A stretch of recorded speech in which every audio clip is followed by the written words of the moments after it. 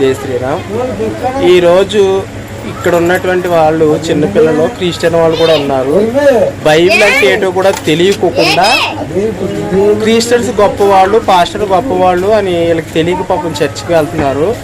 అది ఎంత నిజం ఎంత వాస్తవం, బైబిల్ పిల్లలు చదవచ్చా చదవకూడదా అనేది వీళ్ళకి ఒక క్లారిటీ ఇచ్చాను. వాళ్ళ చేతే ఈ బైబిల్ని చదివించా. చిచ్చి తుప్పు అన్నారు, అది వాళ్ళ మాటల్లో కూడా ఉందాం. బైబిల్లో బూతులు ఉన్నాయా లేదా? మీరు చదివారా లేదా? నిజం తెలుసుకున్నారా లేదా? జై శ్రీరామ్ అనంటే జై శ్రీరామ్. బైబిల్ బూత్ పుస్తకాలు ఉన్నాయా లేదా? జై శ్రీరామ్. ఇలాంటి కార్యక్రమాలు ఎన్నో మరెన్నో చేయాలని, నేను ఆరోగ్యంగా ఉండాలి, మన హిందుత్వాన్ని కాపాడాలని, ఇలాంటి పిల్లలకి మనం సత్యాన్ని నిజాన్ని తెలియజేయాలని చెప్పి నేను ఎంతో ఆశిస్తున్నాను. జై శ్రీరామ్.